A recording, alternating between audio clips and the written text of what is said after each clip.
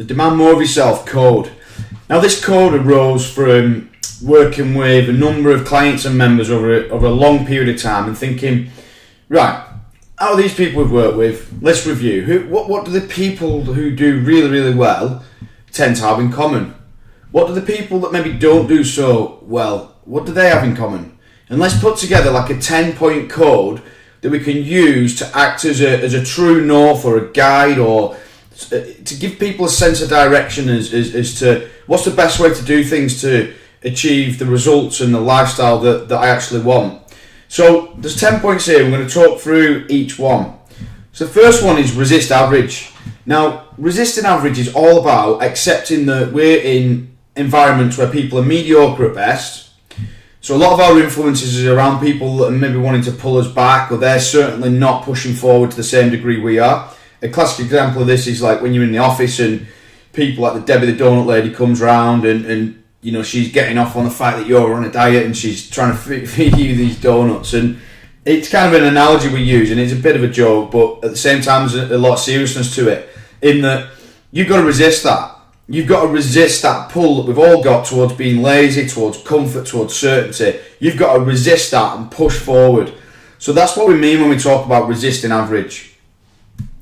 Being a seeker of knowledge and tools. The people that do the best accept that they need to learn more to become more, to move forward into where they want to get to. Now, you're not going to do that if your knowledge is limited and you've not got access to the right tools. Now, in the fitness industry, the level of information doubles every 18 months. I'll say that again, it doubles every 18 months. So the people that do the best accept that they never know it all. They've always got to be looking to add to their repertoire of knowledge. They've always got to be adding to their tool base and not getting themselves overwhelmed, but they've got to seek those knowledge and tools. And then we say number 3 is I'm an action taker. Now, an action taker is the difference between somebody that just collects knowledge, collects information, collects tools and does jack shit with it, versus somebody that collects that information but they implement it and they take action on it. And because they're taking action, they're getting the results. Now, number 2 and 3 are sometimes in conflict, because yes, I do need to be a seeker of knowledge and tools, but number 3, I need to be an action taker. I might not completely have all the information that I need, but I can still take action, and we call that imperfect action. Number 4 is I need to be coachable, and I will ask for help when I need it. So you're going to come in, you're involved in a coaching program. You're there to get better and to be coached, and you are getting coached by people that also believe in coaches. Like, we've all got coaches. All right, us coaches need coaches. All right, so in that, we don't want people to be coming in that are resistant towards, well, maybe you could be doing this a little bit better with your food, or maybe if you just narrow your stance a little bit, pinch your shoulder blades together and push with your legs rather than with your arms when you're doing a deadlift. If you try that and you reduce the weight, you're going to go further in the long term. That means that in essence is being coachable, and that's what it means. Massive. It's critical, guys, in a coaching program. Number 5 is that I take extreme ownership. So I own shit in my life. I take personal responsibility for all the good shit and all the bad shit, but I own the bad shit. Alright, if my diet's not right, that's my fault. It doesn't matter that we've got kids and we're working long hours at work and we're stressed out to shit. Alright, there's always an answer, there's always a solution, and we're going to look towards that solution and implementing it. And when we fuck things up, it's only our fault. It only ever comes back on us.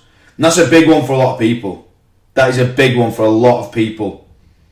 And if there's one thing you take away from this, guys, I would go away and look at where that applies to you. Where might you not be taking personal responsibility or this extreme ownership?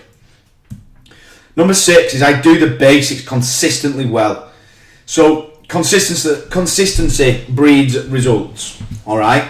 Now, the basics, training with weights, I'm pushing myself with intensity, I'm doing it 3 times a week, I'm watching what I'm eating like 90% of the time. Like, this is what we call consistency. So we're building up. It's not like hit and miss. It's not like I do it well for 2 days and then I do it shit for 3 days and then I do it well for 7 days and I do it shit for 10 days. That's inconsistent. Consistency is like, right, daily action towards the goal. And then we combine that with long term. So I think long term, I apply consistency long term. I don't expect results in a 28-day time frame. I don't expect complete results.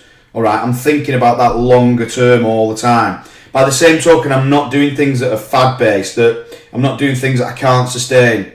I'm doing things that are going to serve me in the long run. And we talk about this, making investments into this health bank account.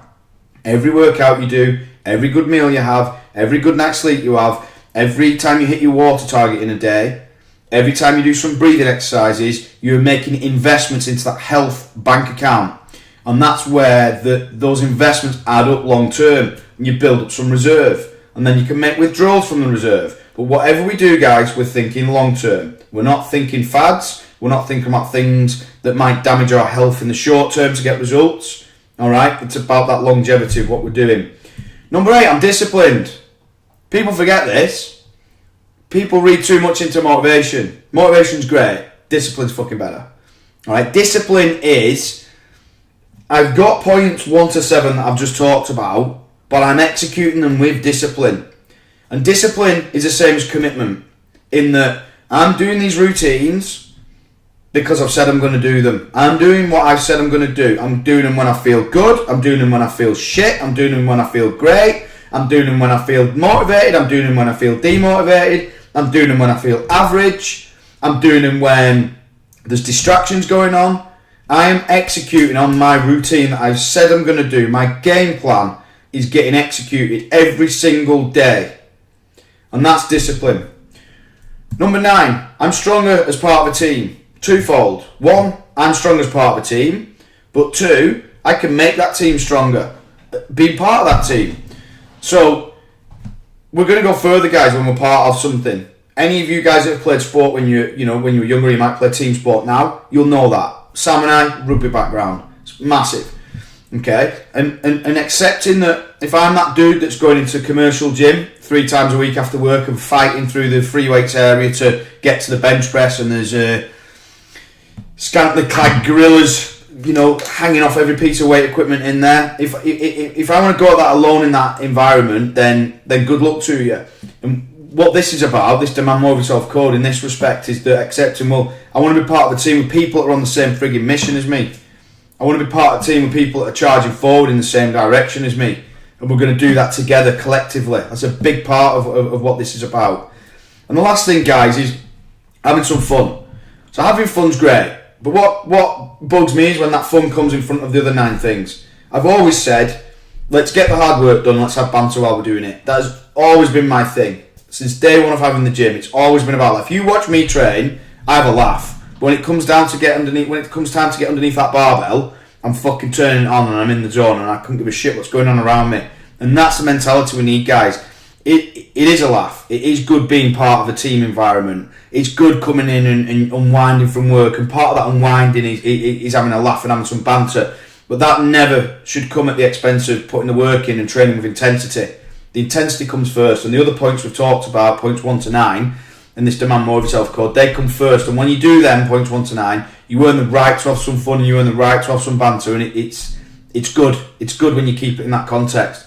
So that's the demand more of yourself code, guys. Let's live by it.